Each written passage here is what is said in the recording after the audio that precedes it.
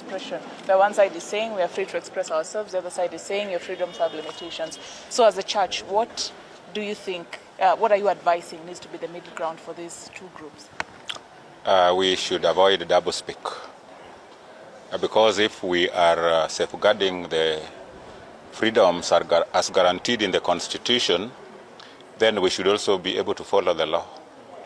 When somebody breaks the law, then the due process should be followed. It's not right because even as a church, there is the teaching of forgiveness. And if the government is above everybody, then the government acts as a parent to the children. What do you do when our children offend us? We sit with them, we rebuke them, we teach them, and we forgive them by giving them the correct direction. It's very sad that some parents had to go through the Christmas festivities without their loved ones. They didn't know where they were, but they had been abducted by the state. The state has a duty to protect every citizen. And therefore, I think we have been let down by the state.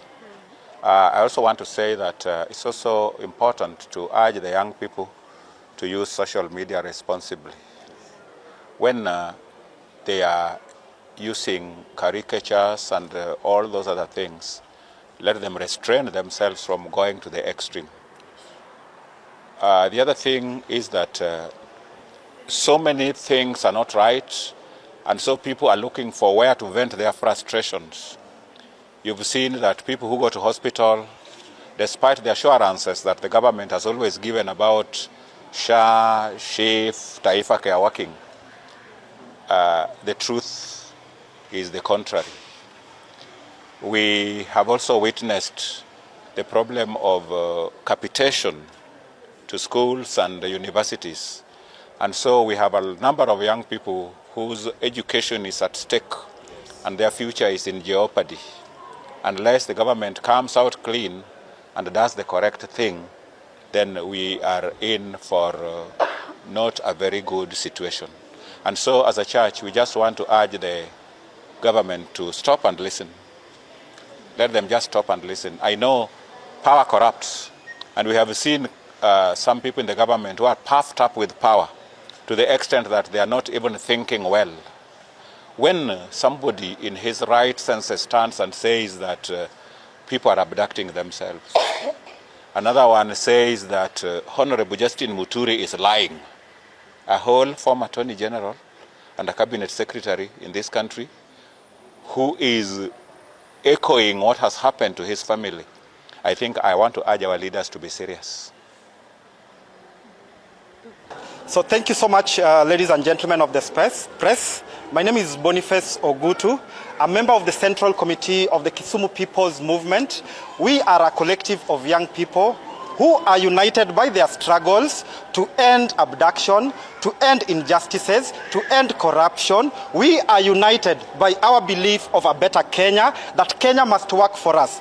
We have today come to the church, a safe space for us young people, so that we may express ourselves. We appreciate the clergy of Kisumu, those who have stood and have hosted us, to give us a space so that we can speak, to conduct for us a very important special sermon for victims, for survivors, for anybody who's been affected by this rogue regime, by police brutality and the ongoing injustices that is going on in Kenya.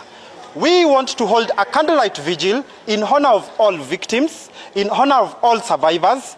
We have had a special mass prayer to speak to the government and urge them and tell them that we as a people, we want an end to abduction.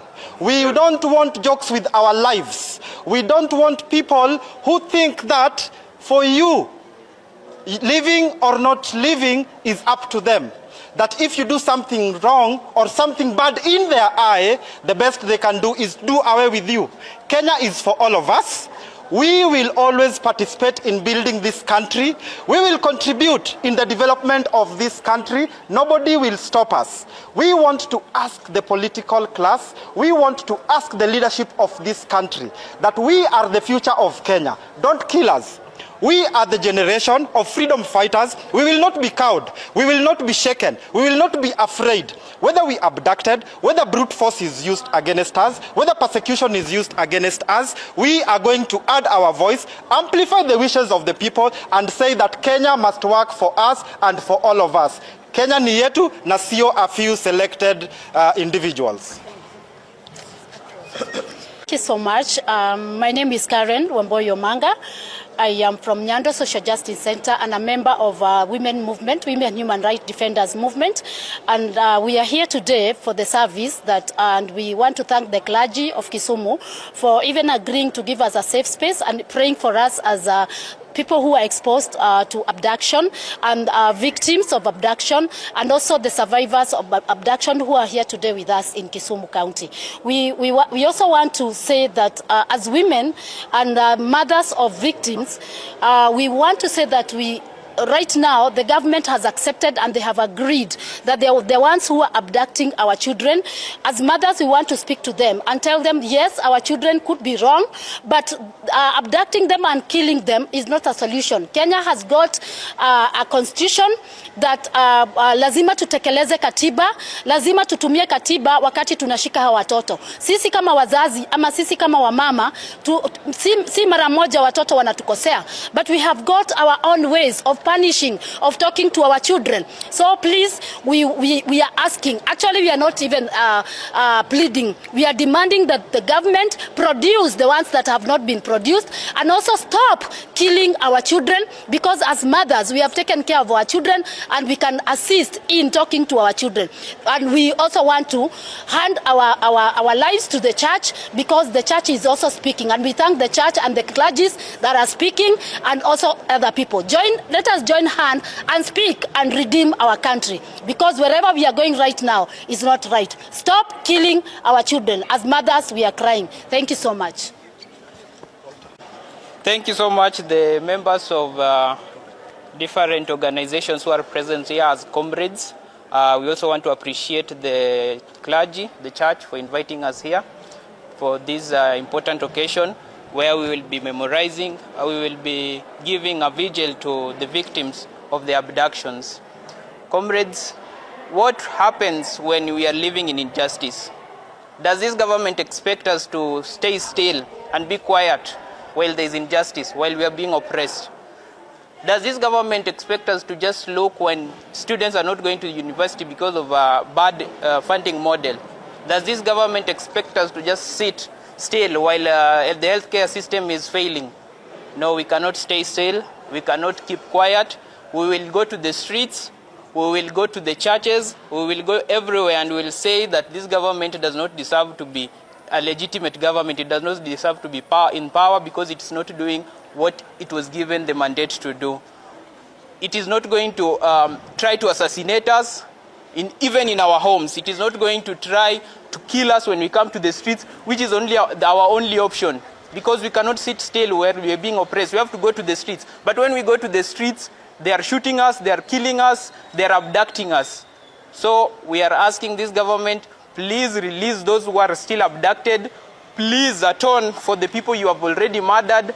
And we want justice to prevail, and we live in a just society, because there is no society on this planet where people will be oppressed and they will sit still and not say anything. Thank you, comrades. Your name?